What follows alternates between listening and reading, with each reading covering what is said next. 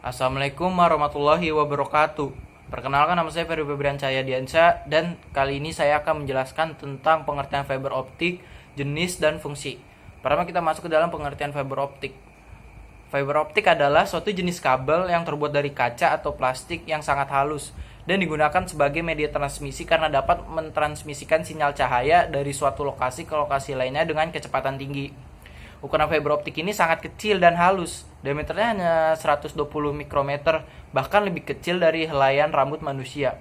Komponen jaringan ini memiliki kecepatan transmisi yang tinggi dengan menggunakan pembiasan cahaya sebagai prinsip kerjanya.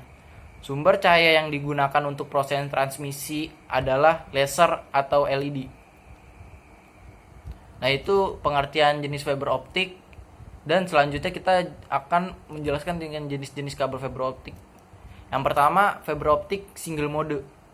Kabel fiber optik single mode yaitu kabel jaringan yang memiliki transmisi tunggal, sehingga hanya bisa menyebarkan cahayanya hanya melalui satu inti dalam suatu waktu.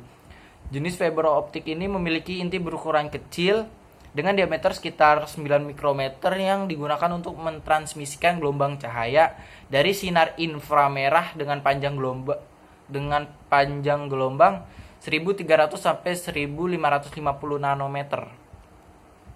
Yang kedua, fiber optik multimode. Kabel fiber optik multimode merupakan kabel yang dapat mentransmisikan banyak cahaya dalam waktu bersamaan karena memiliki ukuran inti besar yang memiliki diameter sekitar 625 mikrometer.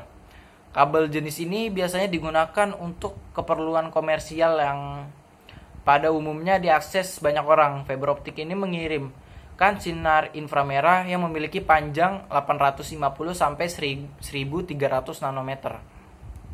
Yang terakhir, fungsi. Mengacu pada pengertian fiber optik di atas, fungsi serat optik pada dasarnya sama seperti kabel lainnya, yaitu untuk menghubungkan antar komputer dalam suatu jaringan komputer. Letak perbedaan antara fiber optik dengan jenis kabel lainnya adalah kemampuannya dalam memberikan kecepatan tinggi dalam hal akses dan transfer data. Selain itu, serat optik juga tidak mengalami gangguan elektromagnetik seperti halnya kabel lainnya karena pada kabel ini tidak terdapat arus listrik. Selain karena kelebihan fiber optik tersebut, proses instalasi juga harus dilakukan oleh para ahli sehingga membuat biaya instalasi menjadi lebih mahal.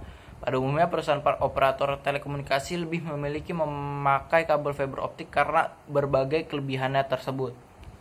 Nah, sekian dari saya. Wassalamualaikum warahmatullahi wabarakatuh.